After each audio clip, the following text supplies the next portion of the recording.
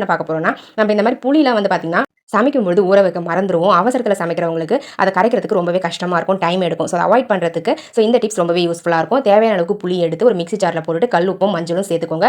சேர்த்துட்டு தண்ணி கொஞ்சமா ஆட் பண்ணி நல்லா வந்து அரைச்சு எடுத்துக்கோங்க. இத இன்ஸ்டன்ட்டா நீங்க புளிய அப்படியே எடுத்து ட்ரை பண்ணலாம். இந்த மாதிரி அரைக்கிறதுக்கு முன்னாடி அந்த புளியில இருக்கக்கூடிய அந்த ஓடு, கொட்டைகள் எல்லாத்தையுமே வந்து ரிமூவ் பண்ணிடுங்க. ரிமூவ் பண்ணிட்டு அரைச்சிங்க அப்படின்னா சூப்பரா உங்களுக்கு அரைஞ்சு கிடைச்சிரும். இந்த மாதிரி பேஸ்ட் மாதிரி கிடைக்குங்க. இப்போ நம்ம இத இப்படியே யூஸ் பண்ணக்கூடாது. கொஞ்சமா தண்ணி ஆட் பண்ணி உங்ககிட்ட வந்து நல்ல ஃபில்டர் இருந்துச்சு அப்படின்னா அந்த ஃபில்டர் வச்சு ஃபில்டர் பண்ணிக்கோங்க. என்கிட்ட வந்து டீ ஃபில்டர் தான் இருந்துச்சு. அதில வந்து ஃபில்டர் பண்றதுக்கு ரொம்பவே லேட் ஆகும் அப்படின்றதால நான் வந்து மாவு சலிக்கிற ஜல்லடை இருக்கு இல்லைங்களா, ஸோ அதில் வந்து ஊற்றி நல்லா வந்து ஃபில்டர் பண்ணி எடுத்துக்கிட்டேங்க.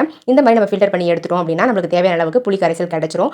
இந்த மாதிரி ரெடி பண்ணிட்டு நம்ம ஒரு கண்டெய்னரில் ஊற்றி ஃப்ரிட்ஜில் ஸ்டோர் பண்ணிட்டோம் அப்படின்னா ஒரு 1 வீக் வரலும் சூப்பராக யூஸ் பண்ணிக்கலாங்க. டக்குன்னு நம்ம எடுத்து யூஸ் பண்ணுறதுக்கு அந்த புளி கரைசல் ரொம்பவே உபயோகமாக இருக்கும். ஸோ அவசரத்தில் புளியை ஊற வைக்காம எடுத்து அப்படியே ஒன்றும் அதிகமாக கரைச்சிட்டு மிச்ச புளியை கீழே தூக்கி போடுறதுக்கு இந்த மாதிரி முன்கூட்டியே நம்ம ரெடி பண்ணி வச்சுக்கிட்டோம் இந்த புளி கரைசல் அப்படின்னா எடுத்து யூஸ் பண்ணும்போது டக்குன்னு எடுத்து யூஸ் பண்ணிட்டு போயிட்டே இருக்கலாம். ஸோ இந்த திப்பி இருக்கு இல்லைங்களா, இதையுமே வந்து பார்த்தீங்கன்னா பூஜை பாத்திரங்கள் தேக்க பயன்படுத்திக்கலாம். பாருங்க, நான் வந்து ஒரு ஹார்லிக்ஸ் பாட்டில் எடுத்து அது ஃபுல்லாகவே வந்து ஊற்றி விட்டுறேன். அந்த புளி கரைசலை ஊற்றிட்டு இதை நான் ஃப்ரிட்ஜில் தான் ஸ்டோர் பண்ணி வைக்க போகிறேங்க. நம்ம இதில் உப்பு மஞ்சள் தூள்லாம் சேர்த்துருக்கோம், ஃப்ரிட்ஜில் தான் ஸ்டோர் பண்ண போகிறோம் அப்படின்றதால இந்த புளி கரைசல் கெட்டு போகாமல் இருக்கும். ஒரு 1 வீக் வரலும் தாராளமாக யூஸ் பண்ணிக்கலாங்க.